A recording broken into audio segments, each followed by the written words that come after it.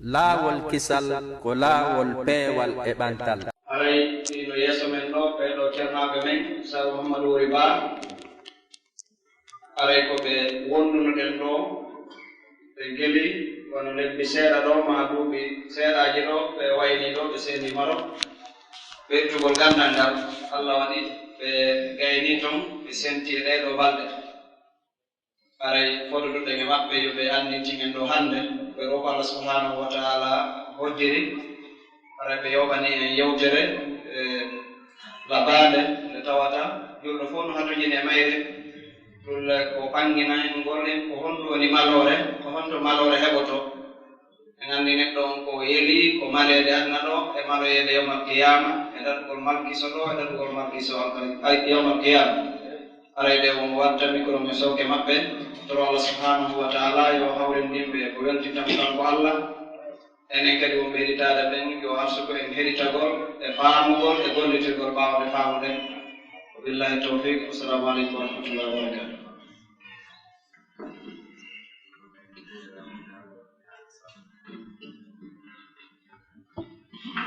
بسم الله الرحمن الرحيم إن الحمد لله نحمده ونستعينه ونستغفره ونعوذ به من شرور أنفسنا ومن سيئات أعمالنا من يهده الله فلا مضل له ومن يضلل فلا هادي له أشهد أن لا إله إلا الله وحده لا شريك له وأشهد أن محمدا عبده ورسوله أرسله الله تعالى بالهدى ودين الحق ليظهره على الدين كله وبلغ الرسالة وأدى الأمانة ونصح الأمة وجاهد في الله حق جهاده حتى أتاه اليقين وصلوات ربي وسلامه عليه وعلى آله وأصحابه والتابعين لهم بإحسان إلى يوم الدين. أما بعد، السلام عليكم ورحمة الله تعالى وبركاته. رأيت جل انتبتني الله سبحانه وتعالى ينسيرتي على ربتين سوانا كانكو الله سبحانه وتعالى alamo o kafi e nder dewa ko wiyete dewal kon alamo o kafidete sikoyo dewal ngal sellu kala rewɗo mo kanko tun aray o malama kala rewduɗo mo e goɗɗum aray o malsikama. nden seediti o annabijo meɗen Muhammad ko suɓaɗo Allah ko jiyaɗo Allah ko nelaɗo Allah waade e tagore nden fuu ka yimɓe ɓen e ka jinnaji ɗin aray no musidɗo on holliri noon aray e yewtay seeɗa yeru ko Allah subhanahu wa ta'ala anditini e ko wiyete ma'na saada. Saada si ɗe yiɗi firen ɗum e malore e faala wi'en ɗum hettare ma wi'en ko wiyete kon ɓuuɓu ɓernde ma ko wiyeten kon deƴere ma hoolare ɗum ɗo fuu no naati e kalimatu as-saada. wannon kala ko neɗɗon heɓi waɗanimo hettare waɗanimo ɓuuɓu ɓernde waɗanimo deƴere ɗum haray ko saada e makko.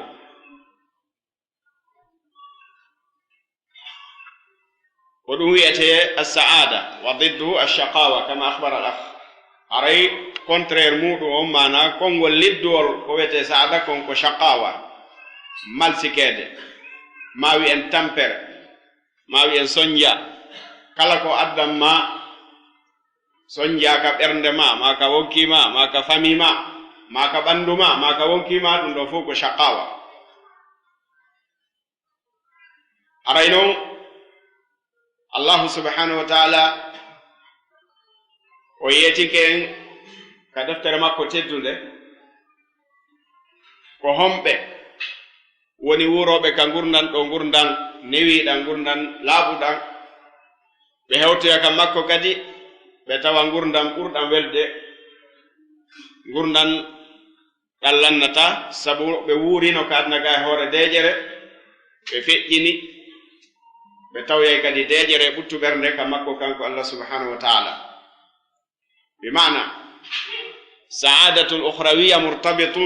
مرتبطة بسعادة الدنيا malore lahiran den no humondiri e malore adna den do ko mo wuri e malore nde Allah subhanahu wa ta'ala ko malore adna den ni kon don kadi o maweta o hendo malore de lahira amma wurdo kadna do tay ko e malsika ben Allah wi ko malsika ben o wuri de mum aray o immi doyto kadi e malsika be yawmal qiyam non سبحانه وتعالى ويكتب مكة تدري كسورة النحل من عمل صالحا من ذكر أو أنثى وهو مؤمن فلنحيينه حياة طيبة الله سبحانه وتعالى ويكلا أنقل له موئي وتيكو غوركو ماكو سنة جو رندون هلا إن كبانج تكليف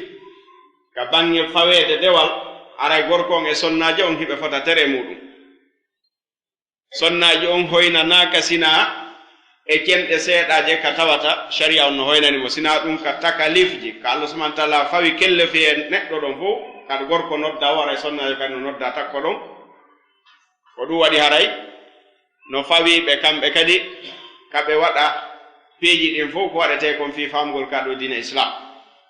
no Allah subhanahu wa ta'ala wi mo golli gollal moƴƴal gorko wo sonnajo wo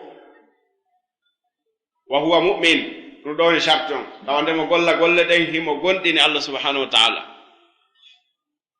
ndon holli en haray neddon ko yo tambito taw o toppito moƴƴata ho ka telenka gondinal telenka iman billah ka tawhid ha moƴƴa si on natana non e dewe den ko ɗum waɗi nelaɗo sallallahu alaihi wasallam de Allah subhanahu wa ta'ala neliɓe ko janibi tawhid bange wotindingol Allah ngol ko ɗon nelalngal attori waɗi noon neɗɗo on so rewi Allah subhanahu wa ta'ala tawi imanagal ala arayno wayi wamo wi'i mahay suudu tawa sibas man ala aya fokkitata hara yani ɗum so watti o huwa mu'min hara fewndo o gollata ɗen golle moƴƴe mo gonɗini o ɗo fala nuhiyannahu hayatan tayyiba mi wurnaymo ngurdan welɗan ngurdam moƴƴuɗan ngurdam laaɓuɗan ngurdam wonduɗan e hettare e ɓuttuɓernde ɗum ɗo fof no naati ka tayyiba wa qala allahu ta'ala fi ayatin ukhra faman ittaba'a hudaya fala yadillu wala yashqa wa man a'rada an dhikri fa inna lahu ma'ishatan danka wa nahshuruhu yawma alqiyamati a'ma qala rabbi lima hashartani a'ma wa qad kuntu basira قال كذلك أتتك آياتنا فنسيتها وكذلك اليوم تنسى كما الله سبحانه وتعالى ويريك سورة طه وندما سيبي والمكو غالاري woni jippine nelaɗo meɗen Muhammad sallallahu alaihi wasallam jippagol Qur'an ko ɗon peewal ngal woni Allah subhanahu wa ta'ala mo jokki peewal makko ngal aray on ɗon o majjata laawol ngol neɗɗo han jokkude kadna ɗo o tampata kadi o soñjata ko na aduna wona lahira amma ɓurniɗo ko Allah subhanahu wa ta'ala jippini ko o wi kanko o heɓana hoore makko solution o heɓana hoore makko feere no o wurira ko alda e jokkugol e ko Allah subhanahu wa ta'ala jippini kon ko alda e ñentingo nelaɗo meɗen Muhammad sallallahu alaihi wasallam wondema kanko imo mari feere no o wurira wurna makko ɗan gasa ara o rewale ko Allah subhanahu wa ta'ala wi kon Allah subhanahu wa ta'ala wi on ɗon o wuuray e ngurdan ɓittuɗam o wuuray e ngurdam ɓittuɗam hay si tawi telen ka bangal jawdi no timmiri mo tis e gite yimɓe ɓen kono Allah subhanahu wa ta'ala wi o wurnay mo ngurdam ɓittuɗam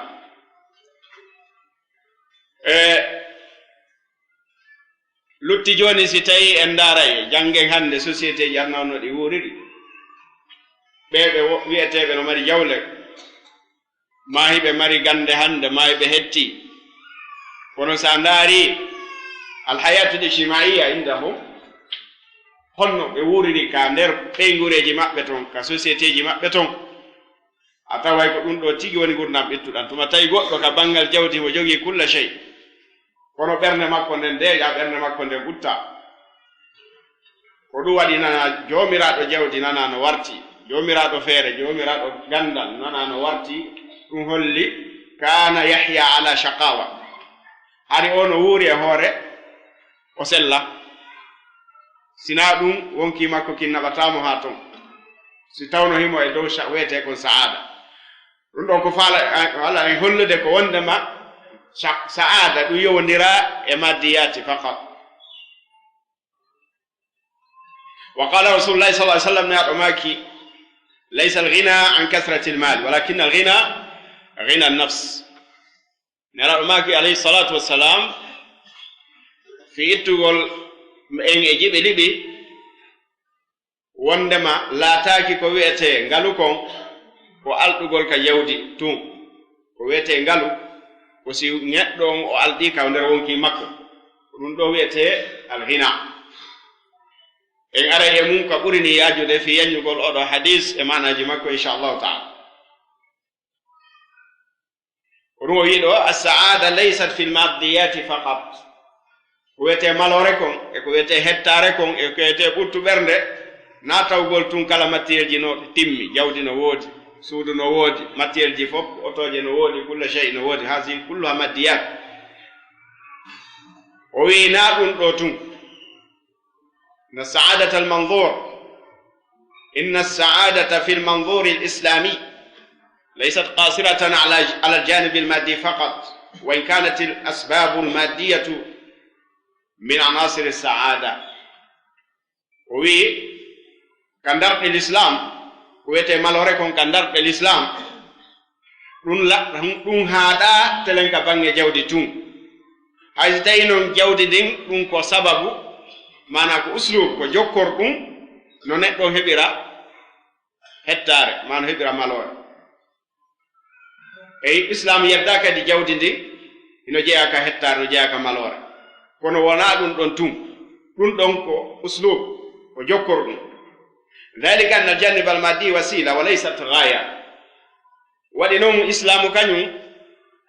كبني جوجا قول ماتير جي جونغ قول جودي كو واتون دون كو جابور دون كو كاريواتا ها هبا مالوري كو دون دون الإسلام ودي جودي كانوا ونا دون دون وني فانون دن نت واري دابغول ادنا دون ليست غاية ونا دون دون وني فانون دن نت دون واري دابغول كادنا دون لذاته لذا كان التركيز في تحصيل السعادة على الجانب المعنوي كأثر مترتب على السلوك القويم ودو دي الإسلام هو تركيز الإسلام ودي ينقدون ودو حق اللي مندين ونينا وتبنتنا حق اللي مكودين هيبو قول مالورين دين وكتلين معنى جسودي دي فينيا ككين neɗɗo si tawi ko gite ndaaroje kene tun o jogii hara o heɓaali ko Allah subhanahu wa taala ɗaɓɓi kon ɗum si Allah subhanahu wa taala o yewtaali o wiya ɗum ɗo woni aya o inna li zawil uqul o yewtira ɗum ko absar e albab e nuha ko ɗum yewtira ɗum ɗo ko piiji ɗi Allah subhanahu wa taala waɗanta goɗɗo ka ɓer fondo makko tawa himo reeni ko oɗa reena yimɓe ɗiɗo no jogoo gite ɓe jogoo gite goote kono hara ko ɓe reeni kon naa gootum ɓe jogoo ɓerɗe kono hara ɓerɗe maɓɓe ɗen naa gootum ka ɓerɗe ɗen serti o sulukiya toon kadi sertay ka ɓerɗe ɗen serti o wannon nde ɗo ɓernde ko kayre commandi tereji ɗin haray ko oɗa gollata kon naa ɗum oɗa gollata ko oɗa reeni kon naa ɗum oɗa reeni ko ɗum waɗi islam kañum waɗi tarkise fii ɓangingol ko wiyete hettare kon ko wondema ko ka manaji wirniiɗi wondema ɗum ɗon ɗum ko jokkugol laawi feewɗi ɗin ɗi l'islam yamiri ɗin ko ɗum ɗo okkata neɗɗo ko wiyete kon saada wakat tanawalati nusus sharia ma yufidu dhalik ara ƴeeya ka sharia ka l'islam ari no ɓangina ɗum ɓangina hon ɗum ɓangina wondema hi l'islam hawkade ɗaɓɓugol jawle ɗe kono noon ko holli ɗum ko wasila ɗum ko ya waɗu ɗum ƴaaɓor ɗum yaha e ko welata Allah subhanahu wa ta'ala kon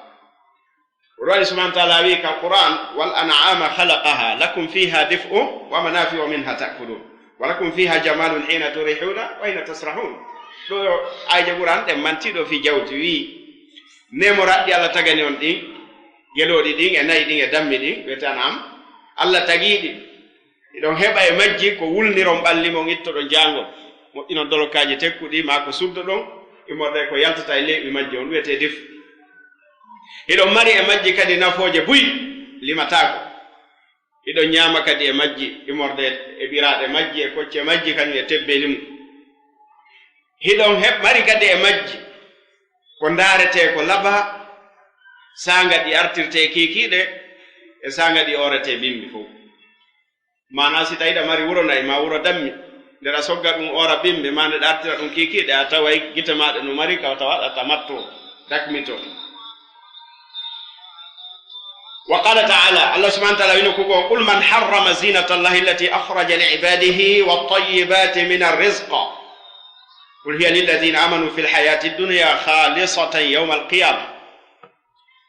waɗi subhanahu wa taala wino kuɗɗo kadi yeetoɓe yimɓe ɗe jawle ɗe allah subhanahu wa taala waɗi ko hombo wawi ɗe harminde wiya neɗɗo julɗo kañum koye potti to jawle aduna ɗen few haaji tortaɗe la ɗum ala to ɗen cuɗariji ɗe allah subhanahu wa taala yaltinani jiyaɓe makko ɓen kono jiyaɗo allah kanko emo andi sa naati hande e marché ji aduna on si tawi koko cuɗorte tun ayi tawa ɗum ɗo fof sa calcule ka haqqille ma ɗum ɗo fof ko moƴƴina ɗum koko ɓandu ɓi adama labinire walakin hada kullu la yataallaqu bi manawiyati l insan ɗum ɗon fof yowdira e manaji neɗɗanke on l'islamu noon kañum kadi no mari labinoji nder neɗɗo on cuɗaɗi ɓuri ko weeɓita ka marché ji ɗo kon ko cuɗirte ɓalli e ko cuɗirte mana e ko ɓandu ñamata e ko ɓandu labintinorta ɓay ko ñamete ɗin ko fi ko ɓandu ndun fayira cuɗorteɗi ɗin ko fi ko ɓandu ndun labinire ɗum ɗo fof ko zahir on islamu wi harmina ɗum ɗo kono nayo taw ko ɗum ɗo woni gaya ma on ko ɗo woni fandude ma nden an ɗum ɗo ko wasila hiɗa mari kadi goɗɗo goo mo duwaɗa ñamminde mo duwaɗa cuɗude labina ɗum ko janibi ruhi ɗum ɗon a wawata heɓude ɗum ɗon illa fi zahairi l islam ka nder magasin ji islam ko toon natata heɓa ɗum ɗon kadi ko honɗum labinirta mana fondement on kon labinirta ɓernde ma nden ko honɗum labinirta sulukuji ma jikkuji ma ɗi honno labinirta gollodiral ma yimɓe ɓey tawa yiwɗoma wo ko so añete e hoore mere kono añirtama dow fiiɗa tampini ma fiiɗa lorni ɗum ma fi ala jikkumoɗo ko ɗum waɗi allah subahana taala wi o wi warenna ɗi labaɗi aduna ɗo fof ji cuɗari wi allah yaltinani yimɓe ɗum waren ko yaltinira ɗo ko fi gonɗiɓe ɓen asli on ko fi gonɗiɓe ɓen allah waɗiri inemaji aduna ɗo kadi kono noon wiyatake kefeero hawrata e mum fi o yeddi allah bal wonde kefeero noon waɗata mattu e nemaji aduna ɗin ɓuuri gonɗin ɗon ɗum ella ala o wi kadi halisata yawma alqiyama ɗi cuɗariji ɗo noon ko julɓe ɓen ɗum hertoroy ɗi yawma alqiyama donc ɗum holli en oɗo kadi aya no holla en wonde l'islam haɗa ɗaɓɓugol maddiyatu mana piiji naftorteɗi kaduna ɗo matériel ji aduna yankoji kono na ya waɗɗon tarkise wiya si ɗon heɓike ko ɗon malorne woni si ɗon heɓaki an hiɗa e tampere hiɗa e malsiko la ɗum ɗon sa waɗi ɗon darɗe maɗen haray a raɓɓinɗinike e ko l'islam holluma kon wa qala sallah sallam naɗo maki min saadati ibne adam hollugoɗen ka bange sunna kadi wonde nelaɗo kañum kadi dey ɓe raɗaki yimɓe ɓen e gollitirteɗi abnayankoji ɗi koɗum waɗi ɓe maki min saadati ibne adam almar'atu saliha walmaskanu salih walmarkabu salih nelaɗo maki no jeeya e hettare ɓi adama ka hoore leydi ɗo ma e malore neɗɗo ka hoore leydi ɗo si allah arsekimo sonnajo moƴƴo andi nelaɗo maka ni en haray aduna fof ko matériel ji kono noon matériel ji aduna ɗin fof ko ɓuri moƴƴire ko si allah hawridini goɗɗo e sonnajo moƴƴo ɓe maki sonnajo moƴƴo on comme mo annduɗa si a daarimo o welete na o welete tun kam mbadi makko tawɗa andi o yenna e ma o piya e ma o waɗa e piiji go ko taw mo welete kala bangeji ɗi yadan zabtaha asarratka tawa si a daarimo o welete tawa siɗa ɗon o weltinte si a ala ɗon o jamfata kom imo reeni ɓengure ma nden imo reeni jawdi ma ndin o jamfatako ma e celɗe ɗen fof ɗo wiyete sonnajo moƴƴo memnaro no makino e nemaji aduna no jeeya e ko waɗata goɗɗo sa'id fi duniya so heɓi sonnajo moƴƴo ɗum waɗi so ɓe adori on ɗon ka diso ɗo kadi ɓe maki wal maskanu salih e si neɗɗon heɓi hoɗo moƴƴo tawa ka hoɗuɗa ɗon naka bitti wona ka soñjiɗa ha feƴƴiti wal markabu salih ma on tino mari kadi ko mbaɗɗateri moƴƴundi so fokkiti ka o yaata tawana hore tampere neɗɗo timmini ɗiɗo haray sina hara ko tawde mo jogii wonkiki harata sa heɓi sonnajo moƴƴo ɗa mari hoɗo moƴƴo ɗa mari mbaɗɗateri moƴƴiri aray an on a heɓi ko ɗaɓɓete ko yettir Allah subhanahu wa ta'ala o ɓeyde asadatu dunyawiya mana فقد شرع الإسلام من الأحكام ووضح من الضوابط ما يكفل للإنسان سعادته الدنيوية في حياته الأولى إلا أنه يؤكد بأن الحياة الدنيا ليست سوى سبيل إلى الآخرة وأن الحياة الحقيقة التي يجب أن يسعى لها الإنسان هي حياة الآخرة قال تعالى فمن عمل صالحا من ذكر أو أنثى وهو مؤمن فلنحيينه حياة طيبة وقال تعالى وابتغ فيما آتاك الله الدار الآخرة ولا تنس نصيبك من الدنيا وقال تعالى فما متاع الحياة الدنيا في الآخرة إلا قليل يوني nde hettaradna ɗon nde maɗum yaaji nde aduna ko yewɗen ɗanane wiɗen islam harmina na goɗɗo na ka alqur'ana wona ka sunna nelaɗo kono ko maɗum ɗon tawa hiɗa jogani ɗum haɗirde hiɗa andi ko fi on ɗum wonɗa ɗaɓɓirde kono o wi islamu mo sarɗini ñawoje o ɓangini koyete dawabit mana ko ɗum woni dawabit mana ko jogotoɗi neɗɗo on ton worɗi o wawata fawtanade neɗɗo gurdam makko aduna yanko janɗan e lahiranko janɗan fof sina tul l'islam o kanko himo tentina wondema gurdam aduna ɗan ɗam wona sina ko laawol fi lahira fi ɗaɓɓugol lahira islam o holli wondema gurdam gonga janɗan ɗan tawatan no hani ɗan neɗɗo doganta fi mum tampana fi mum yango fi mum koyo taw ko fi gurdam lahira ɗan ko ton ɓurata wadde tampere makko ne ɗum so janguɗen o e nani Allah subhanahu wa ta'ala wi kala golluɗo gollal moƴƴa gorko o sonnajo o haraymo gonɗini fala nuhiyannahu hayatan tayyiba wala wattiɗo wala najziyannahum ajrahum bi ahsani ma kanu ya'malu si ɓe maayi kadi men yoɓoyaɓe golleji maɓɓe ɗi ko ɓuri moƴƴude ko ɓe wonno wadde aduna kon ɗum ɗo holli e jakoɓe wanno aduna kon ko wasila ila al akhira nokku goo tawajinoɓe qaruna ɓen wonde taw bungir jawdi makko ni ɓe winomo wabtaghi fima ataka Allahu ad-dar al akhira ɗaɓɓu e ndi jawdi de Allah hokkuma ka aduna ɗo ɗaɓɓu ɗon galle lahira mahu ɗon galle ka lahira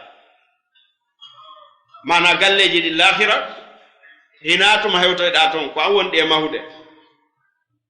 nelaɗo maki mo mahani Allah suudu ka aduna ɗo Allah manaymo suudu ka aljanna mana sa tawama a participe e mahoɓe juulirɗe Allah ɗe ma mahoɓe du'e ka jangete toon Allah subhanahu wa ta'ala kankadi o mahante suudu ka aljanna nelaɗo sallallahu alaihi wasallam de ɓe ƴawnaka kammu ɓe fotto Ibrahim ana Ibrahima wi yeeto mofte maɗen miɗo salmina ɓe yeeto ɓe aljanna mo ɓe foda on ay fuytuta kay makko ay fus awa kay makko ko kamɓe tutatamo kamɓe awatamo eɓe marana tere on kamɓe awatamo sa wi subhanallah Allah tutane leggal sa wi alhamdulillah Allah tutane leggal donc holli ko ene woni mahude ka wuruɗen ka aduna ɗo ko ene woni mahude galleji men ɗin ka lahira pour waɗi so ɓe winomo mahu tawi mana yejjita yejjitu e ndi jawdi Allah hokkuma ɗo ɗaɓɓirɗon galle maɗen ka lahira nokku go subhanahu wa ta'ala wi fama mata'ul hayati dunya fil akhirati illa qalil awa dakam mi hum aduna kum wonani si ɗum eɓɓidirama e lahira sina tawi ko gongel ni ɗum ɗo wiyete saadatu dunyawiya ko ya geru ɗum ɗon wonane ɗatal wonane ƴaɓor ɗum no heɓiroya yawmal qiyama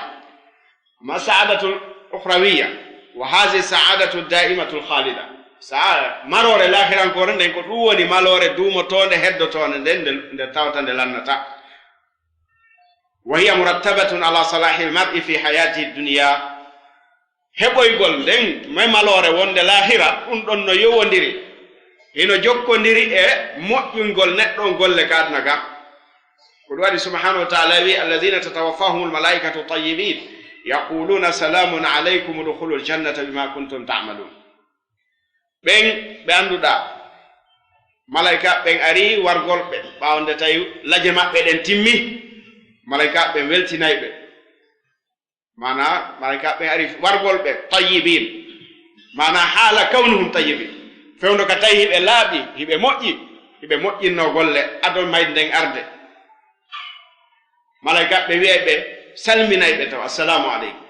si goddo ardanima non haysda hulnomo fayda kulol fo iway hays ko adna do na non fi si tawi ko ben don be Allah subhanahu wa ta'ala jonnata mbaadi moƴƴiri nde be arana neddo moƴƴo tawata yi asu ndin don mari labede be ara kadi be salmina assalamu alaykum dun don nabay kulol gol onte hulnogol fo e to Allah subhanahu wa ta'ala wado ngebe be na be atabe maye ko iyahe naton kal janna no wayni wasik ko damal bewti sana udkhulu janna na te kal janna bima kuntum ta'malun dum hollen golleji di ko dum woni wasila hina golleji di na coggu golle den okkatal janna na yeti ken dum kono ko dum wonata sabo bi alba'u sababiyya bima kuntum ta'malun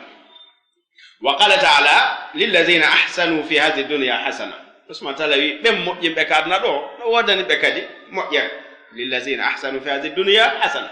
no wodani kala mojjimbe ka aduna do ben no wodani be mojjere ka l'akhirah wa darul akhirati khayr galle be marana den kadi ka l'akhirah buri be mojjande hay mojjere ko Allah yebata be aduna do ko wala ni'ma darul muttaqin Allah subhanahu wa ta'ala wi mojji labama yodi galle be marana de yimbe reni be kadna do tahi be andi kambe ko horonu be woni yewde kadna haray ko famu al hayatu dunya laysat jannatun fil ard gurna aduna dan wana da woni aduna kay hore leydi do na dan al janna wasila li talab al janna wa qad haddada al islam وظيفة الإنسان في الأرض بأنه خليفة فيها يسعى لإعمارها وتحقيق خير البشرية ومصالحها التي ارتبطت بالأرض إسلام ويبي ودوتي ويبي قلل نتلون قالك هوري ليدي دو وبأنه خليفة الله ودي نتلون دوكو يوونو لون تطور وإذ قال ربك للملائكة جاعل في الأرض خليفة dum ko holli en ko dum do woni mission neddo kawre leydi do ko kanko woni lontotodo do o lonto hon dum o wurnita leydi ndin o nyaawira sariyaaji Allah di ko yo yahu e leydi ndin o wurnitandi e o gonginana neddanke en fu moƴƴereji mabbe din ko taw ko doganta do kon fu ko yo tawno e mudum moƴƴere bi adama en sina dum ara haqqinali khalifa si tawi an ko bonagol e ɓiɓɓe adama ɓe bono e tagore Allah nde gurdam maɓɓe ɗan yowdiriɗan e leydi ndin moƴƴereji maɓɓe yowdiriɗe e leydi ndin illa anna hadha al-i'mar wa tahsil al-masalih taktanifuhu kathirun min as-si'ab wa yatatallabu min al-insan bazl al-juhd wa tahammul al-mashaqq fi sabili dhalika kama anna al-hayata laysat muzallalatan sahla da'iman كما يريدها الإنسان ويتمناها بل هي متقلبة من يسر إلى عسر ومن صحة إلى مرض ومن فقر إلى غنى أو عكس ذلك نحن كيو أنو كدي أنو غرندان دان وي أهيو أرو ورنتا دو ليدندي haray dum don no wondi e tampereji hino dabbe makko yo wadu tinnara o rondito sattendeji wonoji ka e hore makko kawre leydi do fiin o tabintinira ko Allah tagiri mo fiimu kawre leydi do kon wono andirta kadi dan do gurdam na ne widan dey na elta dan wano tawata nagge no eltanamo ma puccu no eltanamo ma ko to dum do gurdam aduna dan laysat muzallala wona elta dum datina sahla daima wonde da hawra e newiidi da hawra e daatude kono naaya sikku sowno wo sowno awa fof ko newi dum ko daatu dum wano neddo on faalirte non wano neddo yelortono ko yo andu di piyakuji adna ko waylitotoodi si tawi hande ida newende jango habbo satten tawi hande da cellal jango habbo nawnaaka tawi hande ida tampere habbo jango ngal sida e ngalu kadi habbo kadi tampere dido fof wata wi'u an dum do juhe dum do ko jarrabuyeji duumotoodi wa hadhihi ابتلاءات دائمة يتمرس عليها الإنسان في معيشته فيحقق في طريقتها المعاني السامية التي أمر بها من الصبر وقوة الإرادة والعزم والتوكل والشجاعة والبذل وحسن الخلق وغير ذلك وهذه أقوى أسباب الطمأنينة والسعادة والرضا. قال الله تعالى: ولنبلونكم بشيء من الخوف والجوع ونقص من الأموال والأنفس والثمرات وبشر الصابرين الذين إذا أصابتهم مصيبة قالوا إنا لله وإنا إليه راجعون. وينقلون كو يهبلو وأندا jarrabiyeji yanayi e makko wonde koye ɗin jarrabiyeji yanoji e makko ko ɗon noon o eltoto o ekkito o formo ɗon fiino o moƴƴiral gurdam makko ɗan o haqqinqina e nder muɗum laawol ngol o ɗaɓɓira waɗugol kaɗana ɗongol laawol towal konko o yamira waɗugol honɗum muñal o heɓa muñal o ekkito heɓugol muñal o hokkito heɓugol ɗuwatul irada o heɓa muuyo tiiɗuɗo ka ɓernde makko o heɓa kadi pellital o heɓa wakkilorgol e Allah subhanahu wa taala o heɓa ko wiyete kon cuucal o heɓa kadi wawgol tawa si Allah jonnimo moye jawdita o okkitira e ɗum hara ɓernde makko nden ɓittaki wa man yuqa shuhha nafsihi fa ulaika humul muflihun wal basl wiyete basl o heɓa kadi ko wiyete kon moƴƴugol jikku o ekkito fi moƴƴere jikku e ko wona ɗum ɗon kadi ɗum ɗo ɓuri mawnude ɗum ɗo ɓuri tiiɗude e sababuji addanayɗi goɗɗo deƴere ko adna ɗo e ko addantamo malore e ko addantamo beele e Allah subhanahu wa taala ko ɗum subhanahu wa taala hollite kisa watta en sikku adna o yahay no faalira ɗen noon wala nabluwannakum o wi men ettay on min jarriboton bi shay'in min al khawf o wi ali buygoy ko seeɗa tun bi shay none mana seeɗa immorde e kulol wonde Allah abda e kulol ndarugol si tawi a huuli toujours a wonay ko Allah subhanahu wa taala wi ɗon wal juu e heege ko naqsin min al amwal jawle ɗuyto ko heɓatono kon nde hitande ta ɗum heɓatako o heɓatono ɗiya kitale ta ɗum na ɗum woni heɓade joni ɗum ko jarrabiyeji Allah noon wal anfuse ka wonkiji mayele ara wa samarati e dinɗe ko remeteno kon ɗuyto heɓagol kono Allah subhanahu wa taala wi si ɗiɗo waɗi wa bashiri sabirin muññiɓe ɓen e majji ɓen holluɓe no maƴƴi muɗum welo welo ndaare Allah subhanahu wa taala ɗum winoɗe naane neɗɗo naayi o ndaaru ko kene tum il faut o neɗɗo on forme o nder sina ɗum si tawi ɗiɗi Allah subhanahu wa taala konti ɗo ɗi yani e neɗɗo tawi iman billahi ala nder ton kanko sikka e ɗum welo welo ala toon few welo welo jawdi an ndin perdi ɗo winna welo welo no e mum siɓɓe am ɓe maayi hinno mi welo welo no e mum dinɗe komi heɓayno kon ɗuytike wiyon mi welo welo no e mum Allah subhanahu wa taala basir wa bashir as-sabirin welti muññi ɓen waɗ noon kamɓe si ɓe muññi ɓen hiɓe anndi haray ɗum ɗon bonirtani hiɓe mari jeyɗo lontinanayɗo ɓe imma kadna ga imma yawmal qiyama ɓuray so wi ulaika alayhim salawatu min rabbihim wa rahma ɓeeɗo aray mantoje Allah woni e dow maɓɓe yurmede Allah woni e dow maɓɓe ɓeeɗo ko ɓeeno wiyete yimɓe fewɓe ɓen ko ulaika humul muhtadun ko ɓeeɗo noon ɓe annda si suɓuɗi yani e maɓɓe ɓe jogitoto hoore maɓɓe ɓe waawa haaɗude ko Allah subhanahu wa taala wiɓe ɗon ko ɓeeɗo heɓi peewal ngal heɓortani Allah subhanahu wa taala o ƴettano tum moƴƴereji makko ɗin o yowi annabi Ibrahima mo andunole ko neɗɗo handuɗo e majji kono wi o etumo taw wa isibtala ibrahima rabbuhu bi kalimatin fa atammahun Allah jarribimo taw jarriborimo sattendeji ɓuyi immorde kanko tun yo daro hakkunde yimɓe makko ɓen o haɓa sanamuji maɓɓe ɗi o huɓɓana yiite o buga nder ton o muññi o yaltinaka leydi makko o hukkodira e lamɓe bomɓe ɗum ɗo fuu rewi e hoore makko piiji ɗi limatako kono ɓay Allah subhanahu wa taala wi ɓay o tabite ɗum ɗon fof Allah subhanahu wa taala wi inni ja'iluka linnasi imaman joni a foddi noon ardagol yimɓe ko neɗɗo mo jarribaki oɗo aduna fuy o gaynata neɗɗo mo jarribaki oɗo aduna jarribiɗo no ɓuri mo few Allah subhanahu wa taala wi awa joni mi waɗata noon ya wonu ñentinirgal yimɓe ɓe joni a hani wonde imamujo ka dinawo ka fi adnawo donc ɗum so wi nelaɗo maki sallallahu alaihi wasallam ajaban li amri almu'min fa inna amrahu kullahu khayr fa in asabathu sharra shakara fa kana khayra Allah fa in asabathu sarra yani darra sabara fa kana khayra Allah o wi nelaɗo maki fiyake mana kawase woda ni neɗɗo gonɗinɗo fiyake ni joɗɗo gonɗinɗo kanko fof hino hawni fof kadi ko moƴƴere ma kanko si moƴƴere ɗimo o yetta Allah ɗum wonanamo moƴƴere ko yettimo ko si tawi bonande heɓimo ko ɗuwete wororde heɓimo o muñño o yetta Allah ɗum kadi wonanamo moƴƴere ko neɗɗo tun ɗum ɗo ala nasina neɗɗo gonɗinɗo Allah on subhanahu wa taala al imanu wal amalu salih aray no jeeyay ko ɓeydata neɗɗo on yani yo wonu neɗɗo sa'id kawre leydi ɗo gonɗinal e gollugol golle moƴƴe wa tahsilu saada bil iman min iddati jawanib wo heɓugol non gonɗinal ɗum ko cenɗe buy heɓorto na sengo woto min iddati jawanib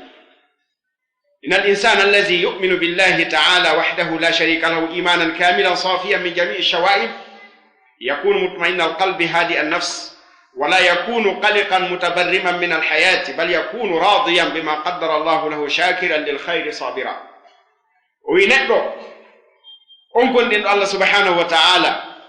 تايكو الله غوتو غونديني وكفي داي الله هي غوتو تاي غوندينانغال نو تيمي gonɗinangal no laaɓi e kala tuukoy tunninaygal gonɗinangal kala tuukoy tunninay ko imanu billah emo laɓɓini e mum fof oɗo wona e deeƴuɗo ɓernde o wona kadi deeƴuɗo wonki o wonata neɗɗo ɗenƴiiɗo kayiɗamo wohimo ɗenƴihimo ŋerma gurdam aduna mo gurmita gurdam aduna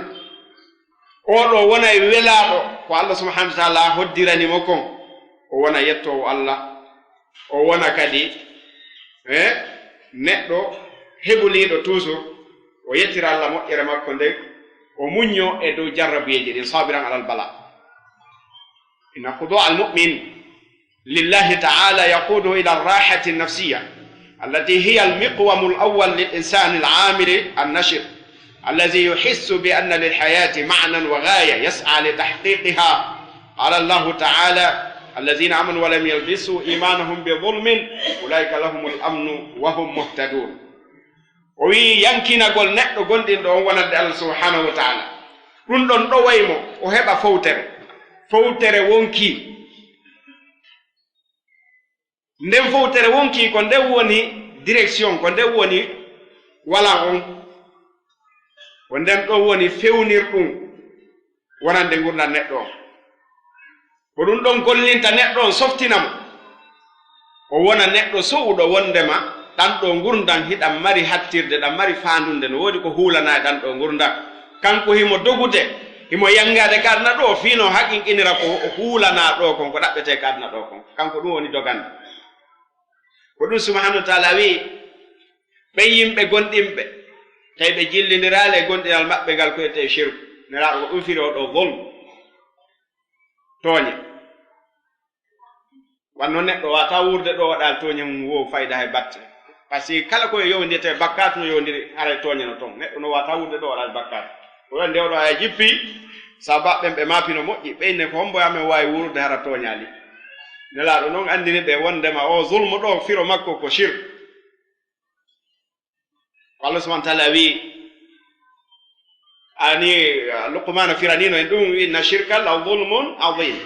wondema shirku ko ɗum woni tooñe mawɗe ɗen Allah subhanahu wa ta'ala wi ɓen gonɗinɓe te jillidirani e imanagal maɓɓe ngal ko wiyete shirku kon ɓen ɗon hiɓe mari hoolare ka adna wo ka lahira wo gogo ka adna ɗo Allah ittay kulol e maɓɓe few ti goɗɗo kulol ala e makko hara woni amin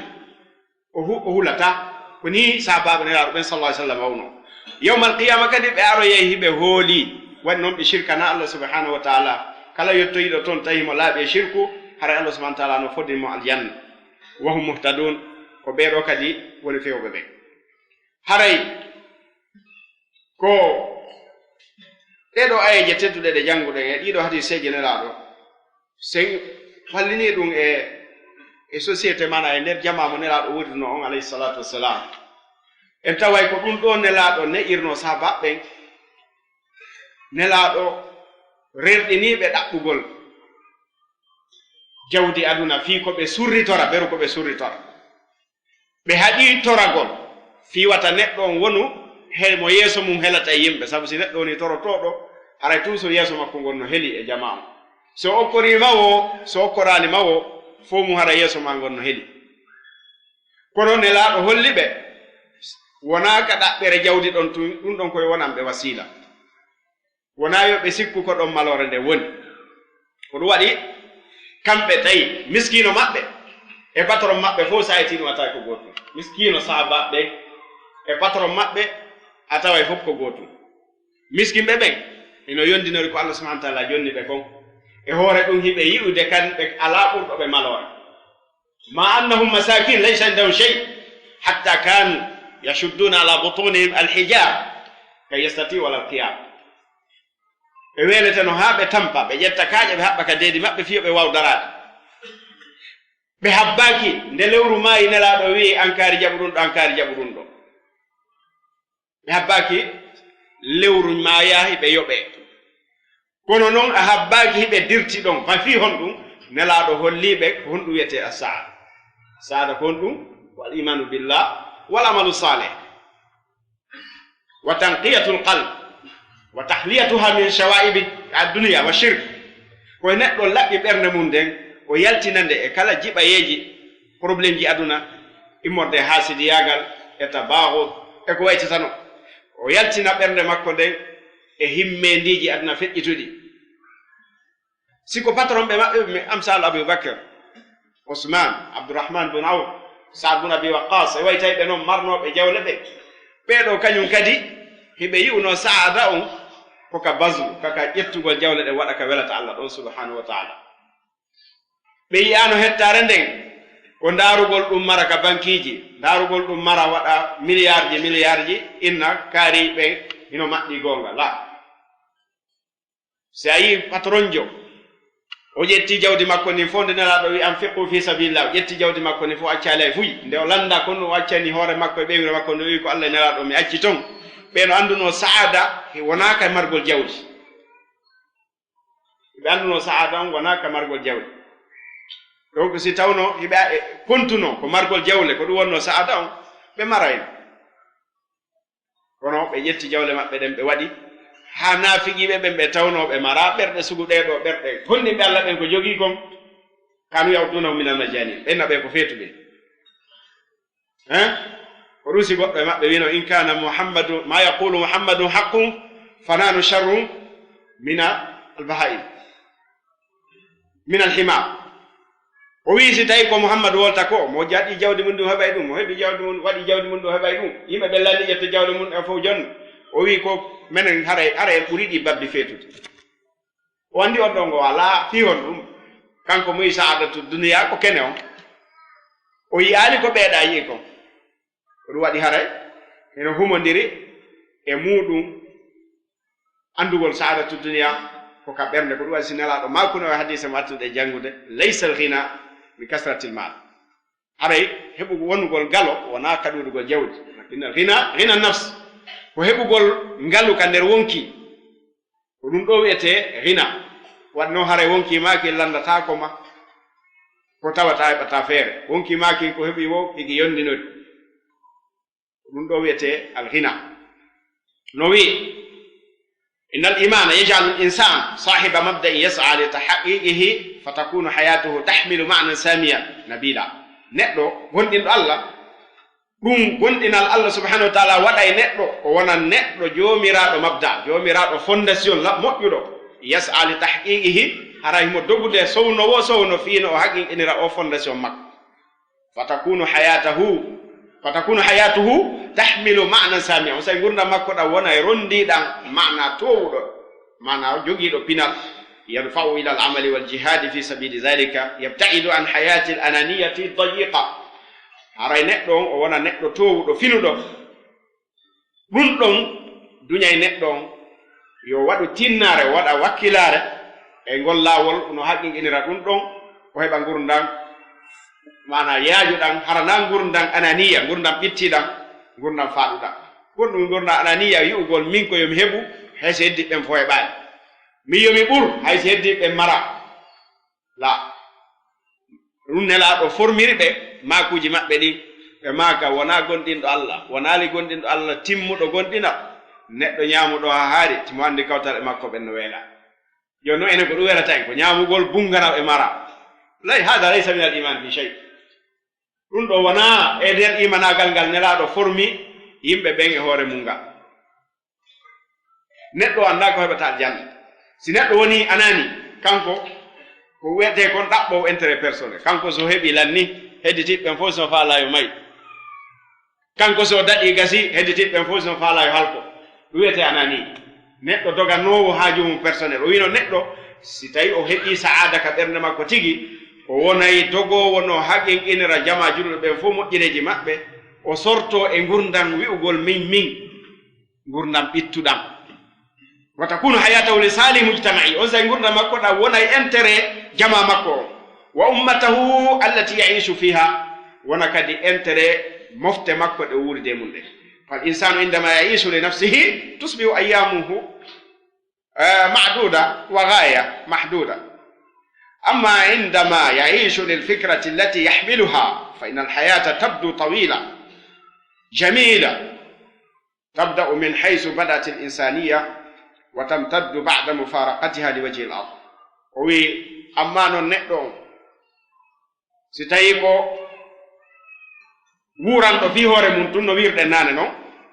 on saati haray kanko nyalaade makko den ko limaade haray haadirde makko den ko eɓɓa ɗum no rena kaw haadi ko beru mare mo wuuri balɗe makko den no wuuri ko fade mo wuuri fi makko wowle amma neɗɗo wuuruɗo fi ngo miijo no heɓira kanko no heɓira malore kanko e ɓeygore makko kanko e jama makko kanko e julɓe ɓen fof tawi ko ngo miijo o jogi oɗo sayi ko ngo miijo ɗo o rondi gurdam makko ɗam wona e gurdam juutuɗam gurdam labaɗam tabda min haysu badati l'insani haray on saadi gurdam makko ɗam fuɗɗoto ka neɗɗankeyagal fuɗɗi toon wa tamtaddu gurdam ɗam fonto juuta ba'da mufaraqati ali wajhil ard hay ɓaawonde o iwi ka hoore leydi ɗo hatta ka wonɗen ɗo joni no woodi maynoɓe duuɓi kono ha joni ɗen janto ɗo inde maɓɓe hiɗen wurnitira ɓerɗe men ɗen sabu ko ɓe wurno e mum kon hiɗen fillo ɗo makuji maɓɓe ɗe yeññira ɓerɗe men ɗen naada gonɗinal e nder ɓerɗe men ɗen sabu ko ɓe wurno kon holli ɓen ɗon gurdam maɓɓe ɗan hari ɓe reeni naafi hoore maɓɓe tun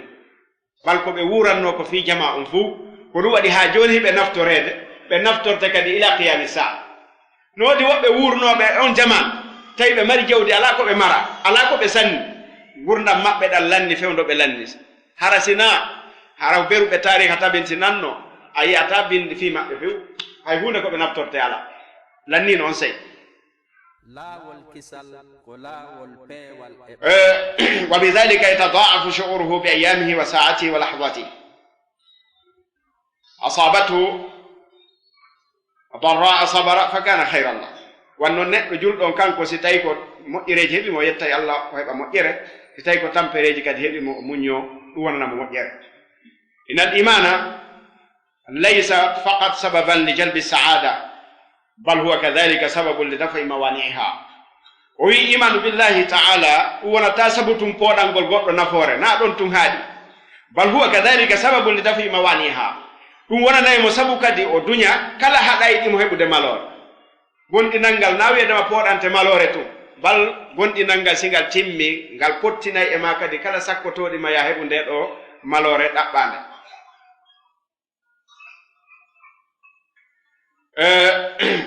ذلك أن المؤمن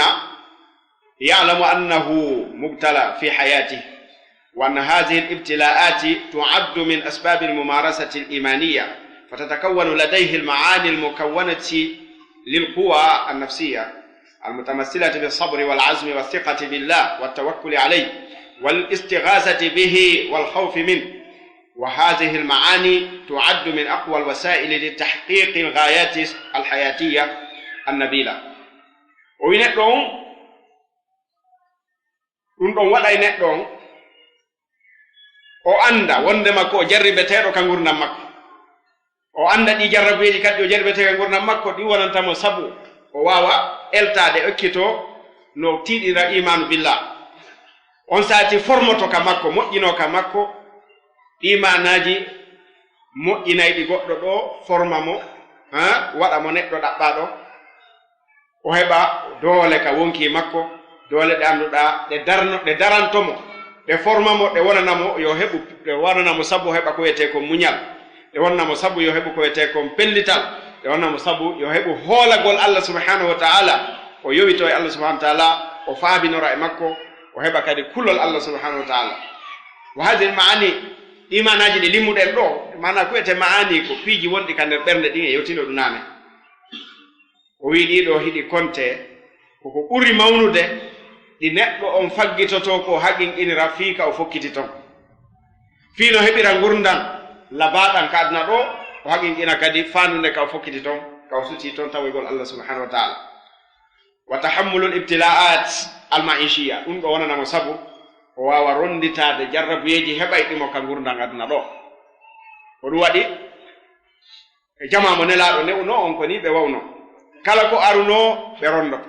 kala ko aruno ɓe tan mana ɓe wakkiloto ɓe fotta e ayɓe ayɓɓen no ɓuri ɓe ɗuɗude ɓe wakkilo waɗno hiɓe andi na ɗaɓɓugol gurdam wadna ɓe woni hiɓe andi si ɓe fooli ɗon ko moƴƴere ɓe haqinqini si tawi ɓe warama ɗon ko moƴƴere ɓurde mawde nden ɓe haqinqini qul hal tarabbasuna bina illa ihda alhusnayayn hadihi alhusnayayn huwa imma التغلب على الأعداء وإما الشهادة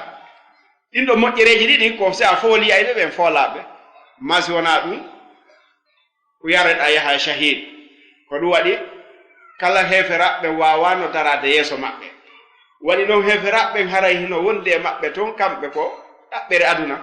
e ko ɓe hotoya ɓe mantorana yimɓe mi waɗoyno ɗum e ɗum mi waɗoyno ɗum e ɗum amma gondinɓe Allah ɓen kamɓe ɗum ɗo fof alano e nder maɓɓe nde ɓe yahuno tawi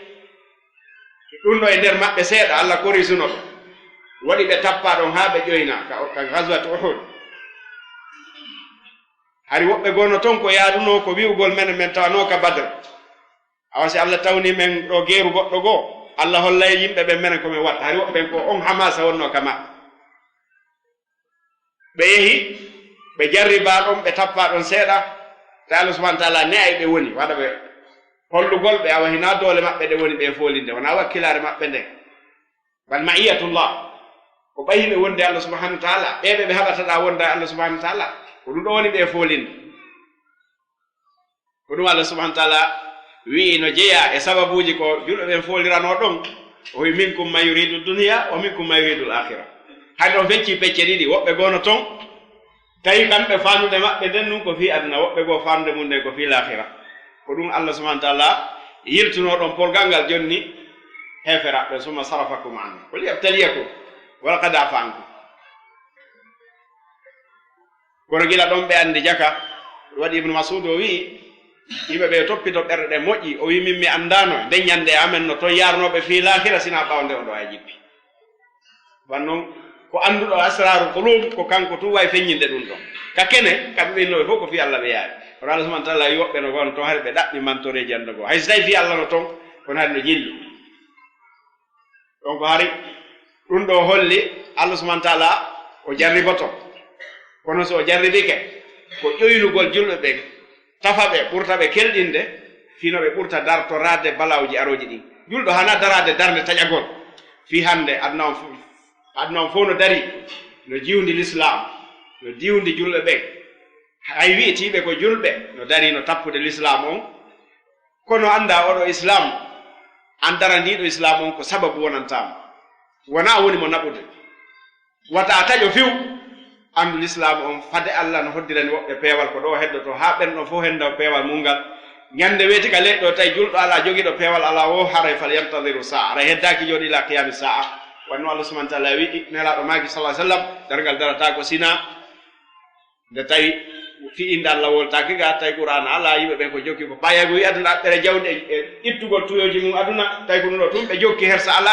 hunde ala sina jokkugol fi aduna on say dargal daroto ɓe maki dargal darata ko sina ɓurɓe bonde ɗen e tago Allah ngu kono fade moƴƴuɓe no heddi ɗo wakkilo ɗen wurniten ɓerɗe men ɗen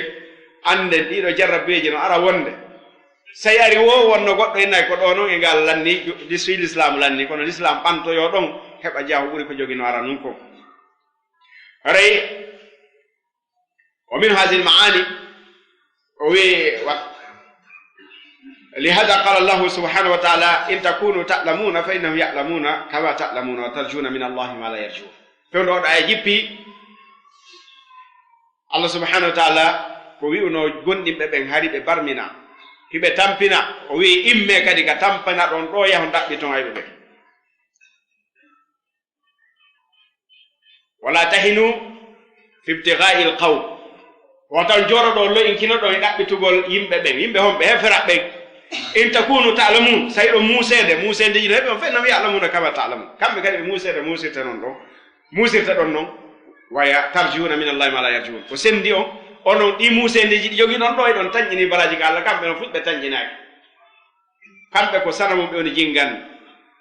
ko tahut ɓe woni jingande onon ko dina Allah on ɗo jingande onon ɗon andi kontere momon no marsude fewndo on saati julɓe ɓen no barmina no tampina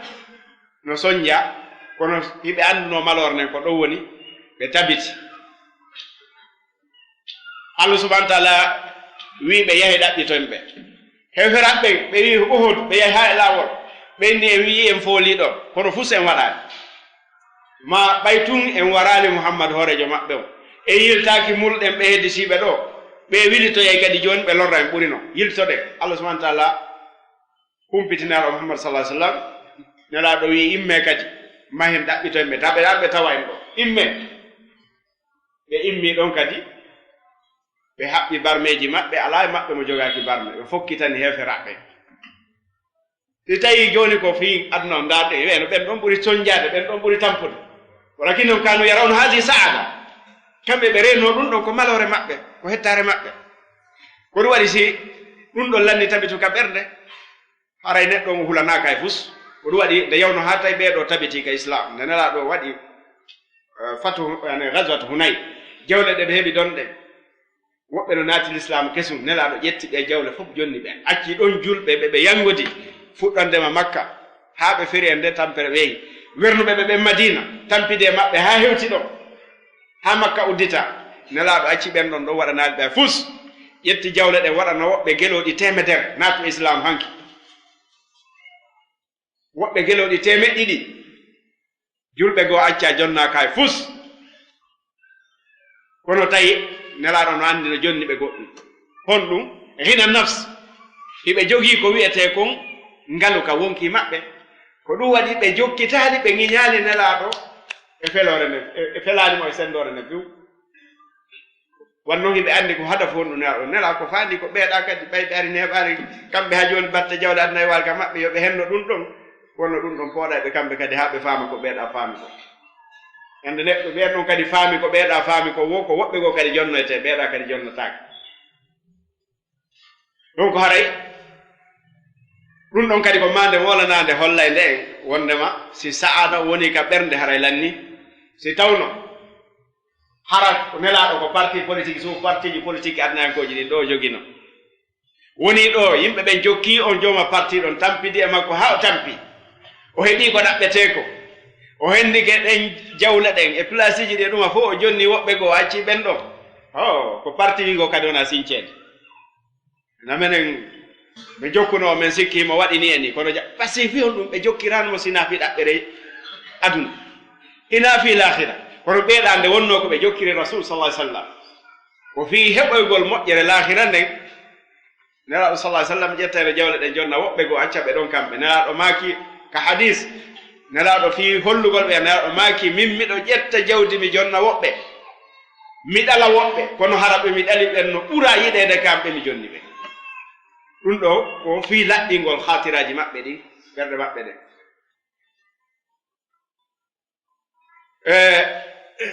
ha woɓɓe goo yimɓe Madina goo ari wulliti nelaɗo maaki enen on accata yimɓe aduna ɓe yaada e aduna mum wono yaado e nelaɗo Allah on ɓe yimɓe welama yaadugo e nelaɗo Allah on ko ɗon ɓe muñi lani ɗon aray Allah subhanahu wa ta'ala ɗaɓɓirnoɓe ɗo yoɓe immo e nden tampere nde ɓe tampi ɗon ɓe yaha ɓe ɗaɓɓitoya heferaɓe ɓen ɗum ɗo holli hade ɓerɗe maɓɓe ɗen no heewi tew imanagal no Allah subhanahu wa ta'ala seeditanoni ɓe ɗum ɗo noon ka Qur'an tahalli bil akhlaqi al fadila allati tanfa'uhu lil insan تنفع الإنسان إلى الخلق إن الإنسان كائن اجتماعي لا بد له من الاختلاط ببني جنسه فلا يمكنه الاستغناء عنهم والاستقلال بنفسه في جميع أموره وإذا كان الاختلاط بهم لازما طبعا ومعلوم أن الناس يختلفون في خصائصهم الخلقية والعقلية فلا بد أن يحدث منهم ما يكدر صفو المرء ويجلب له الهم والحزن. فإن لم يدفع ذلك بالخصال الفاضلة كان اجتماعه بالناس ولا مفر له من أكبر أسباب ضنك العيش وجلب الهم والغم. لذلك اهتم الإسلام بالناحية الخلقية وتربيتها أيما اهتمام، ويظهر ذلك في النموذج الآتية. وي نجيا إيكو نتلون بيدي تنغا مالوري موندين كادنا دو إيكا لاخرة labingol jikko neɗɗanke o tagama ko ma o jillondira tun e ɗimmoɓe makko ɓe. ɗum ɗon ko noon o tagira. sa yi enen ɗo fof alamo mara laral mawɓe muɗum ɓen ka village ono acci ɗum ɗon toon dogi ariga fiyon ɗum ko ɓaykugo yimɓe ɓe woni. neɗɗon kono jillondiri e yimɓe buy wo ko noon haaju makko woni sottirde. neɗɗon o tagama ko ijtimai ko ma ko sociologue wana ko ma o jillondira e société o jama o haray wawata ka o yondino o wi'a kanko wona e kanko tun feere e dendangal fiyakuji makko ɗi. si tawi non ngol jillondirgol e maɓɓe ɗo ɓay woni koko waɗɗi ɗum ɗon ko non neɗɗo muulira haray no anda yimɓe ɓe o jillondirta e muɗum ɓen yiɓe luutodiri moƴƴa ka hertodiɗi ka hertiɗi maɓɓe e ka jikkuji maɓɓe e ka haqqillaji maɓɓe. so ari a wurde e jama o ko ma anda o jama mo wurduɗa ɗo naɗe haqqillaɗa jogiɗa ɗo fof jogii ɗa serte woɓɓe ka hasais ka piiji hertoraɗi ɗa serte woɓɓe ka jikkuji woɓɓe ɗon serti ka haqqillaji. fala budda an yahdusa minhum ma yukaddiru safwal mar. sa wondi e jama anda il faut iwa e o jama ko wawata tuninde ma wuddina gurdam maɗa.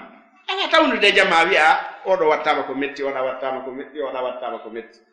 ɓe wi sa wi ko ɗum heɓuɗa neɗɗo timmuɗo wo si jogoɗa jatigi a wuray ɗo ala jatigi ha maya. si tawi a wi ko tuma heɓuɗa debbo timmuɗo jikkuji ɗin fof 100% si jomba a wuray ɗo ala ɓeygu ha maya. si a wi an ko tuma heɓuɗa kawtal ɗaɓɓangal wo a wuray mo a wonda kawtal hay goto. donc a wawata wonde ɗo ronka yiide mettendiji eurojum e jama ɗen o tawata ɗum ɗo pooɗante wonde sunoji wonde ɗum memminane yimmeji. si tawi noon neɗɗon wawata duñirde ɗum ɗon fa in lam yadfa dhalika bil khisal al fadila. si tawi neɗɗon duñirali ko iwata e o jama ara e makko so duñirali ɗum ɓuralji ɗi o faggiti ɗin kanko ka wonki makko mana jikkuji makko labari ɗin kana ijtima'u bin nas min aray wala ma farala waɗɗon bayna qawlana neɗɗo le wata dogude ɓe jillondirta yimɓe ɓe wala ma farala min.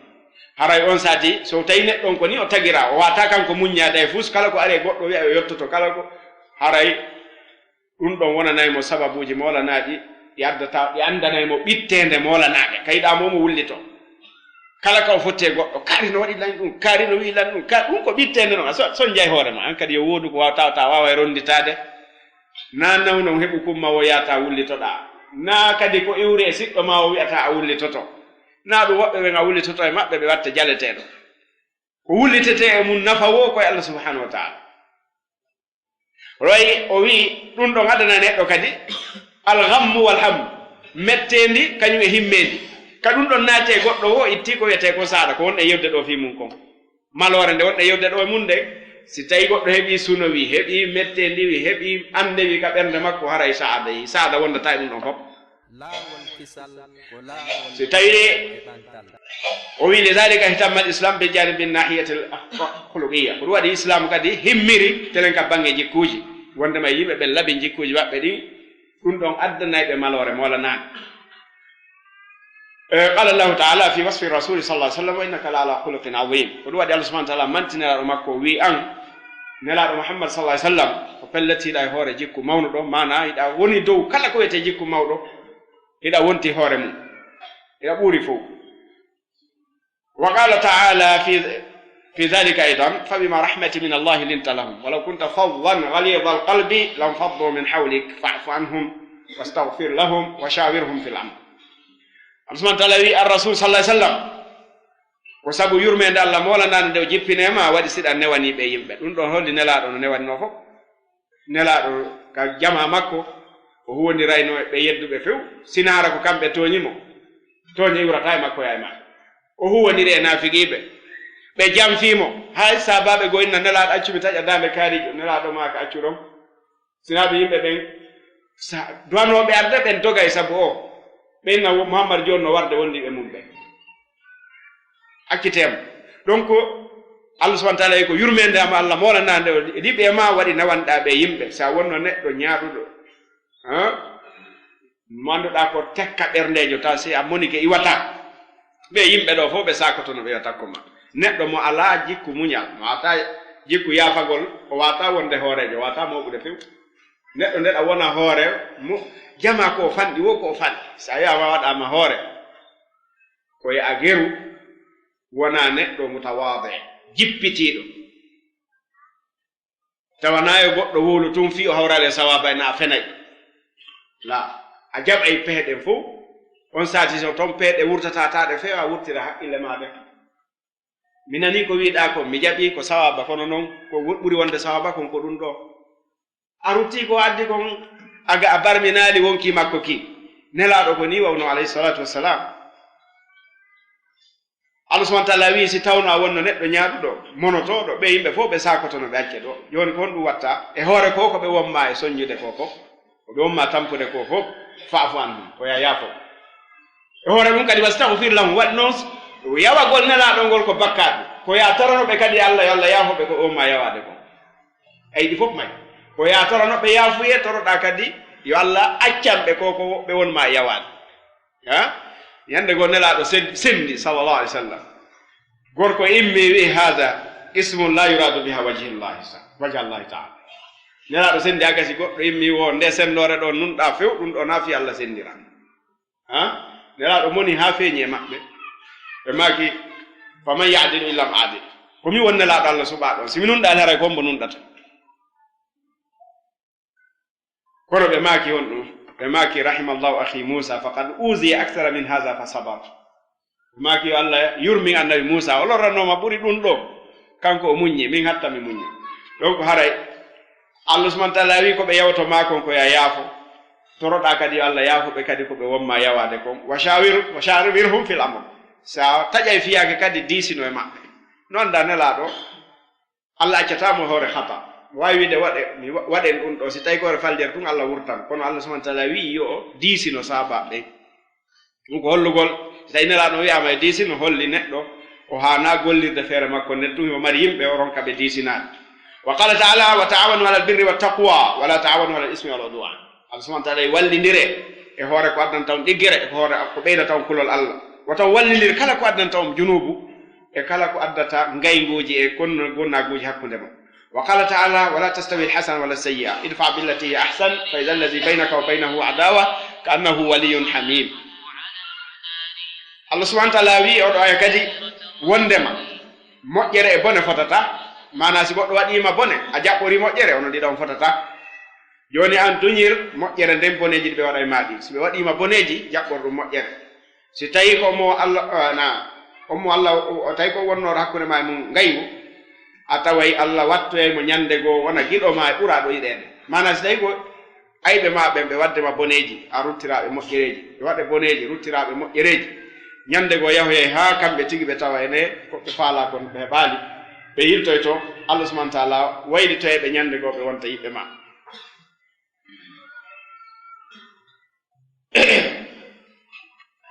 oɗum waɗi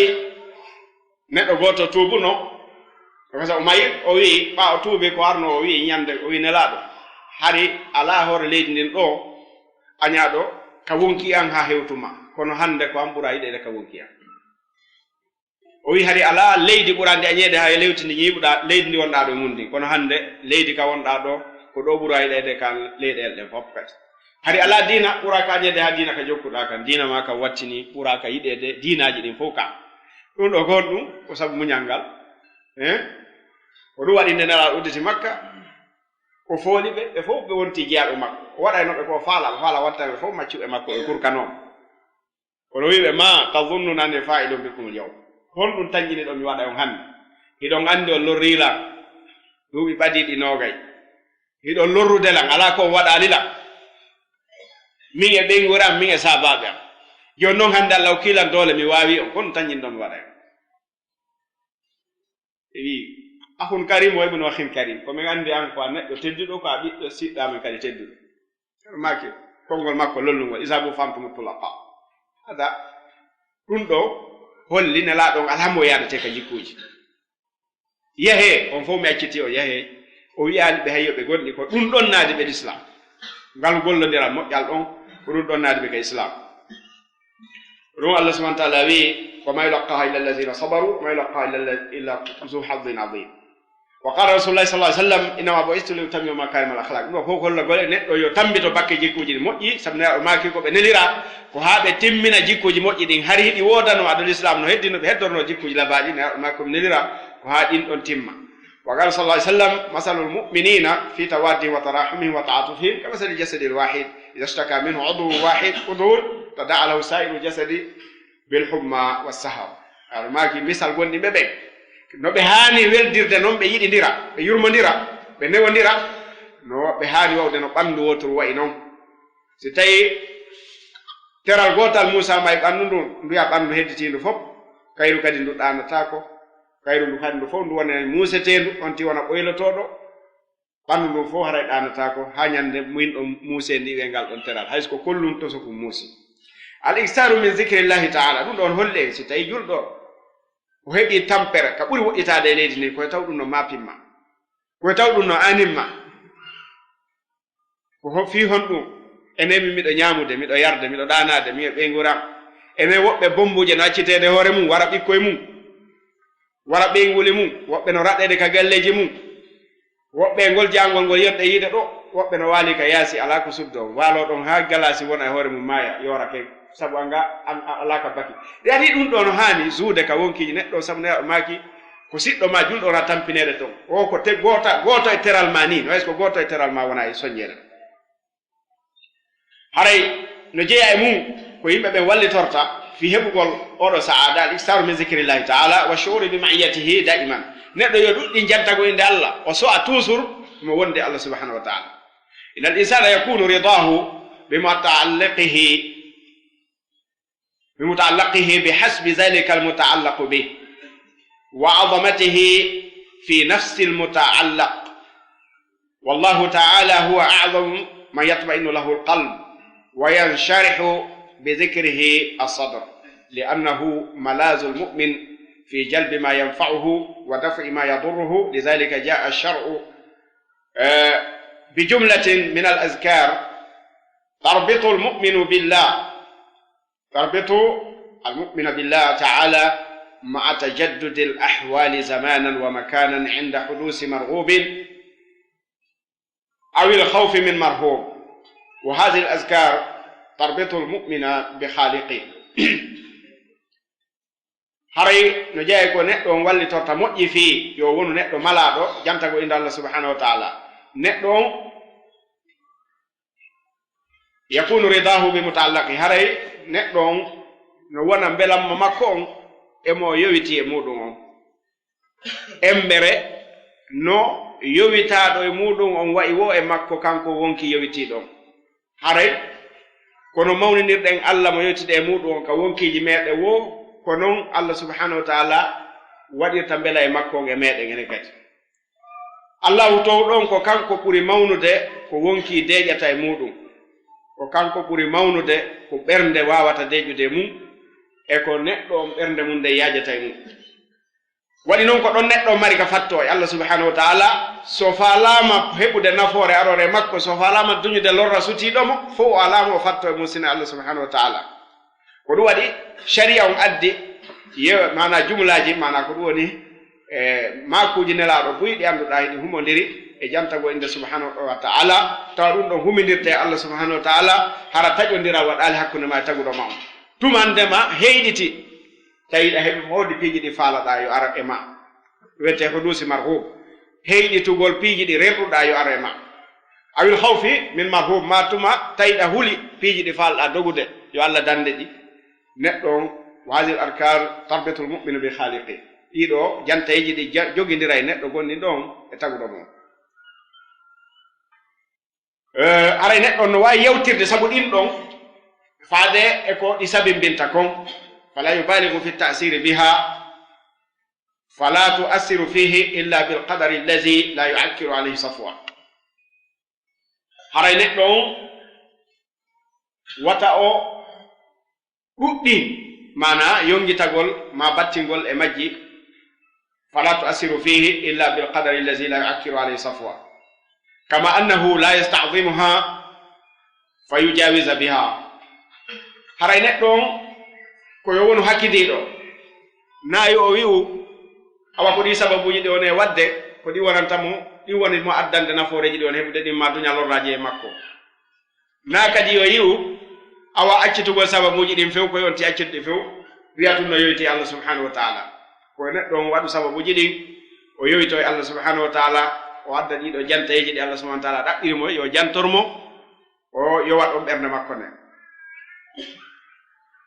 wa min an-nusus allati tadullu ala dhalik قال الله تعالى ألا بذكر الله تطمئن القلوب haray no jeeya jantayeji no jeeya e ta'eje tabintinayɗe e wondema jantagol inde Allah subhanahu wa ta'ala ɗum ɗon addana neɗɗo malore sabu Allah subhanahu wa ta'ala wi ko jantagol Allah ngol ko ɗo wonkiji ɗin deƴata neraɗo maki sallallahu alayhi wa sallam amara an-nabi sallallahu alayhi wa sallam an yaquma al-muslimu inda zawajihi min al-mar'a أن يقول المسلم عند زواجه من المرأة اللهم إني أسألك خيرها وخير ما جلبتها علي وأعوذ بك من شرها وشر ما جبلتها علي ودي أي سناجو سأجوم بيمو في أين أجوم بسناجو فو هري أندارا تاو داهيمو ويلي أن كاكين ورنا يا هولو تون تون باكان كدو إيمو إدو ما سيكا لني الله سبحانه وتعالى نلا صلى الله عليه وسلم يمير ما ساجتي سناجو يا ترو الله دي في مكو يا الله أكبر مؤجركو تجري مو في منكم eko poodi moy mun kon yalla dande bone ko tagi moy hore mun kon eko poodi moy do mun kon fi honɗum fiya waɗo hollu Allah toujours ina sababuji ɗi waɗɗa ɗi holorɗa ko kanko Allah subhanahu wa ta'ala woni ko holorɗa wa yaqula hinda neɗɗon kadi yo wolu si tawi hendu ari ko wolete ɗon ɗum ɗon e ngala jantare ɗo yonti yilto mana ka kutubul azkar haray neɓata waɓuto on timma yewterne timmali kono haray no jeeya e ɗin sababuji ɗi tawata neɗɗo o pooɗira e malore e makko woƴƴitagol ɗi Allah subhanahu wa ta'ala harmini ɗin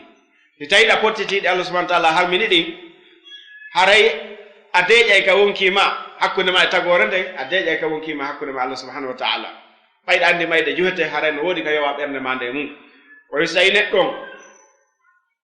himo duumi e ɗi Allah subhanahu wa ta'ala haɗi ɗin mo taɓite e majji haray ɓernde makko nde deƴata ko ɗum waɗi si neɗɗo goto arnoka nelaɗo sallallahu alayhi wa sallam o hewti tun hay nelaɗo landaki makko haddimo nelaɗo maaki ane ko arɗa ko landagol ko wiyete moƴƴere o wihi nelaɗo maaki wiyete moƴƴere koko wonki maaki deeƴe mum ko wiyete moƴƴere wiyete sa'ada ko sa waɗi hunde tawaɗa andi ɓernde ma nde no deeƴi ɓernde ma nde germatama ɓernde ma nde felatama kono no waɗirɗa ko hana hay si yimɓe ɓen felalma ara ɓernde ma nde no fela nder ton ɓe maaki si tawi ko boni faraɗa landade kadi haray ko kala ko tawi no wadde ha yilto ka ɓernde ma no poɗindirde e ɓernde ma nden fiyon ɗum waɗanɗa ɗum ta ɓernde ma nde no duke no fele ɗum koko boni noon haray accitu ɗum ɗo holli en haray ɗin ɗon fof no yowndiri e ɓernde nden e saada neɗɗo on e no adda kadi si tawi neɗɗo on duumike e majji addano malsigo no adda kadi ko ɗum waɗi o addi ɗo ayje seeɗa hollugol e neɗɗo on laawol kisal ko laawol peewal yo new wonki makko kin e dow jikkuji labaɗi haray ko ɗum ɗon ɓuri labeede o yowito e Allah subhanahu wa ta'ala ɗum waɗi Allah subhanahu wa ta'ala yi wala tamuddanna aynayka ila ma matta'na bi azwaja minhu zarata alhayati dunya naftinahum fi wa rizqu rabbika khayru wa abqa haray wata fontugite maɗen naɓa e komin dakmiti ɓe yimɓe e cuɗariji adna sikka ko ɗon gurnanɗa woni ha sikka somi hewtali ɗo e ndiɗo leydi kaari haray fuu somi heɓali ko kaari heɓi filmu heɓali Allah subhanahu wa ta'ala wi si Allah hokkima imanagal hokkima gandal qur'an hokkima tawhid wata feƴƴingite maɗen ɗon sikka malore no woodi nokku goo naɓa ɗum e komin nemini woɓɓe ka gurdan adna ɗo tun tawi ɗum ɗo yewonira e diina hay hunde andu ko arsike jomma on ko on ɗon heddoto ko on ɗo woni ko duumoto kadi aray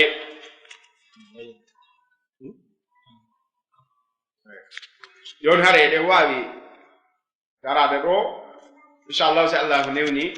e lawol gongo ko e wawa timminde yewtere nden yaaro ɓen tori Allah subhanahu wa ta'ala yeru ko yewta koye Allah subhanahu wa ta'ala waɗ nafoore mum o nafira en aray palji kodi ga kon aray koye morde an aray na winduɓe wona deftere Allah nde woni ko falja tawana sunna nelaɗo sallah sallam kono wolo on kañum no falja ko kasa o yewtirano hanaka yewtirede sabu raɓɓirde gandal makko e sabu raɓɓirde fam makko aray ɗum noon faljereji sino ga haray ko immorde an so ka wonki raɓɓinɗiniki aray tori Allah subhanahu wa ta'ala nafooreji kon ton ko Allah subhanahu wa ta'ala ɓeydu en e muɗum o yañña ɓerɗe meɗen e jaɓugol ɗum yo yiltu ɓerɗe meɗen e himmendiji aduna o waɗa en darantoɓe kaɗo dina islam o waɗa en noddanoɓe kaɗo dina islam anden haray malore nden ko ka gonɗingol Allah subhanahu wa ta'ala yondinora yeru ko Allah jonni ɗum wo jooɗo a rawti raɓɓinɗinaki wi'a ko memminatako a memminanto dina kam memminanoɗo aduna on yowa ɓernde ma nden e ko welata Allah subhanahu wa ta'ala aray ko ɗum ɗo woni ko ɗaɓɓira ɗen. Assalamu aleykum wa rahmatullahi ta'ala wa barakatuh.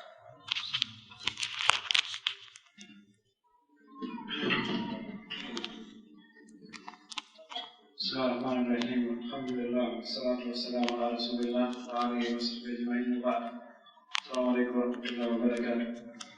Musidɓe julɓe nani yewtere karam ko ko yewten kon fi andingol en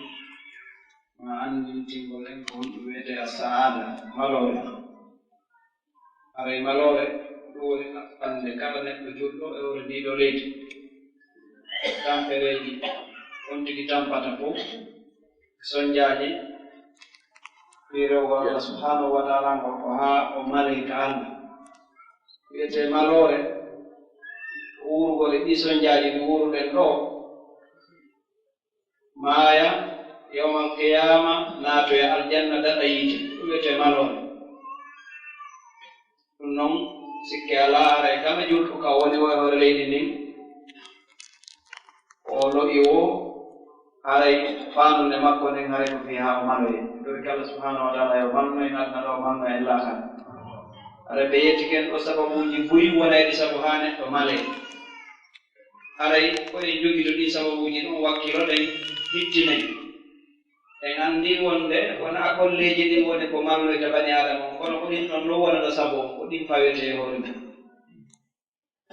kono laaɓe yettiri en noon golleji ɗin ko ƴettete innamal amalu bin niyat golleji ɗin ko ƴettirte ko Allah ko sabu moƴƴugol anniyeji ɗin no anni o moƴƴiri o golle ɗe yoɓirte ɗum noon haray Allah subhanahu wa ta'ala no waɗani en laawi ɗi reweten fiye e male ɓuri mawnude ɗi laawi ko rulangol e oɗo nelaaɗo laaɓuɗo reedu yurmeteeɗo faalanaaɗo e moƴƴere añanɗo en tampere tawde ko ɗonula e men e yonnolgol mo deftere nde tawata ko nde mofti koko welatamo kon kanko Allah immorde yamiraaɗe e haɗaaɗi immorde e koɗoje e gambaji e humpitale feƴƴuɗe ko arata no tummodiri e nder mayre tawgol ko ndeɗo kadi deftere meɗen nden ƴetti garanti kala jogitiiɗo nden aray o jogitiɗe ɓoggol hoolaare nden ngo tawta taƴugol alanaaɗo ɗum noon haray e ɓeyɗe wakkilaade e janngol nden o deftere Allah janngol ƴiye ɗen annda kono janngirte e firugol annda maana mayre on fii on tigi waawa gollitirde ko ari kon ton ko ɓuri mawnude e ko ɗaɓɓirte kon malore nden ko ɗum ɗon janngol nde deftere Allah jannga sunna nelaaɗo sallllahu alayhi wa sallam annda ko ɓe wurno e hoore mum kon ko ɓe neƴirno sahabaɓe e hoore mum kon haa Allah wi radiyallahu anhum wa radu an Allah welaama ɓe sabu ko ɓe moƴƴini golle ɗen kon kamɓe kadi ɓe welaama Allah sabu ko Allah subhanahu wa ta'ala foɗi ɓe kon moƴƴere makko nden ko yoɓeta ɓe kon ɓaawonde tawi ɓe moƴƴini yo Allah arsuɓe moƴƴingo haray e nde ɗo nokkure nde wonten Allah no neminen nema jano no haani ka wakkiloɗen jarnen nema on honɗum jarnirtenmo o jogitagol mo hara o yeebaaki hara o fuutaake tawgol leyre wonde immiɗa no woodi ka ɓeyɗoɗa bindol ɓayi pellet Allah yettike innama yakhshallah min ibadihi al ulama haray noon neɗɗo yo e to annda ko tagira sabu muɗum ko ɗum ko laawol janol e fi laawol e laawi heɓugol kisal ngal ɗum noon ɓaalore ɗum no newi e nde nokkure nde wonɗen ɗo ɗumen torodira enen doniiɓe ɓen يبيد وكلاده وكل من في مريجين اللي كده يجمع الكلام ودينا anda ko Allah subhanahu wa ta'ala hande mun ko wadane edo ha anda ko metto Allah ko woddito tawa ala basira ko hore gandal tawon di jodaake tum midira juude fawo e hore goddureyo dum gaynata ko yonti di wakkilo wala sababuji din o fawo non Allah subhanahu wa ta'ala o hakko yurmede Allah ne anda ko yurmede Allah ne woni ko lumbinoyde jamaano yawmal qiyamah o kadi aljanna danda be yite men ko non ko Allah fawata non ko hore golle don di golno kanala non are en jarni musibe meden men ko Allah subhanahu wa ta'ala yo ko moɓɓe joddi enen jama seni men kadi Allah subhanahu wa ta'ala faami en ko yewta ko yo arsu ko kadi golletirgol aray ɓeyde wakkilade aray e alkamisare be eto ɗin seenoɗen e ɓeygureji meɗen ɗin sikki ala te woni ɗen haɓɓe e ɗiɗo waajuji ɗen arde e ɓeygureji meɗen ɗin ɓe nande ɗiɗo konngudi hiɗen nande e nder temedere nden ɗum gasa heɓen capanɗe jogi gollitira ma capanɗe nayi mo hadararo kadi heɓinoɓe ma capanɗe ɗi gollitira ɗum ha ñande go tawa e woni ulama e woni karamokoɓe waɗi noon kala hunde nde tawno a anndaɗo ko a majjaɓe nden ɗon si a anndinde imma ko anndirɗande ko a janngo yiwɗa ka winndi ɗon ma ko jannguɗo yiɗi yeetima tawi ko sellu ɗum ko noon ko Allah e nelaaɗo woni ko yamiri ɗum ila ɗon sa anndi ɗum a kontata ko a majjaɓe nden ɗum mum yawmal qiyama sa fuɗɗo wiide annda o koye ɓennayi o koye anda ida anndu a yeetano ñalaande gaari nokkel kaari haray on tigi o addi nden hunde ɗon haray no waɗɗimo gollitirgol nde laawol kisal ko laawol peewal e ɓantal